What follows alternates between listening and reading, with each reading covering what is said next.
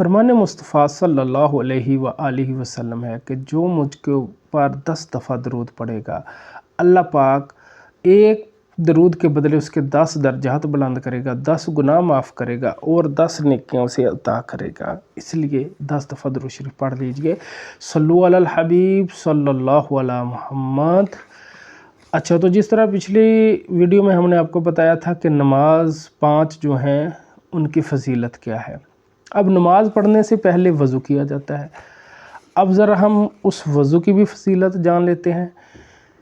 अच्छा, इसी तरह फरमाया अल्लाह पाक ने फरमाया मूसा से कि मूसा वज़ू करेंगे अहमद और उसकी उम्मत जैसा कि मेरा हुक्म है, मैं उन्हें अता फरमाऊँगा हर कतरे के इवज़, यानी जो वज़ू का हर कतरा ज़मीन पर गिरेगा उसके बदले एक जन्नत जिसका अर्ज़ आसमान और ज़मीन की चौड़ाई के बराबर होगा।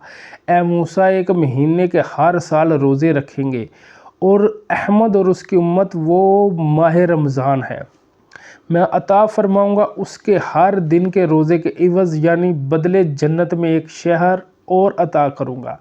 इसमें नफल के बदले फ़र्ज़ का सवाब और उसमें लैलतुल क़द्र करूँगा। जो इस महीने में शर्मसारी व सदक़े दिल यानी शर्मिंदगी और सच्चाई से एक बार इस्तग़फ़ार यानी तौबा करेगा, उसी शब या उसी महीने भर में मर गया तो उसे 30 शहीदों का सवाब अता करूँगा। फिर फरमाया, आगे आ जाता है नमाज कब नूरानी होती है और कब तारीख़ होती है। हज़रत सैयदना उबैदा बिन सामित रज़ियल्लाहु अन्हु से रवायत है कि रसूल करीम सल्लल्लाहु अलैहि वसल्लम नूर मुजस्सम सल्लल्लाहु अलैहि वसल्लम का फरमान आलिशान है, जो शख्स अच्छी तरह वज़ू करे फिर नमाज के लिए खड़ा हो, उसके रुकू सजूद क़ुरात को मुकम्मल करे तो नमाज कहती है अल्लाह पाक तेरी हिफाजत करे जिस तरह तूने मेरी हिफाजत की।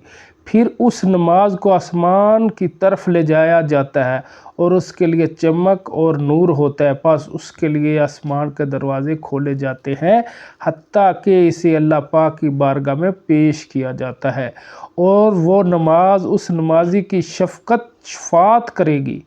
और अगर वो इसका रुकू सजूद और क़ुरात मुकम्मल ना करे तो नमाज कहती है अल्लाह पाक तुझे ज़ाया कर दे जिस तरह तूने मुझे ज़ाया किया है।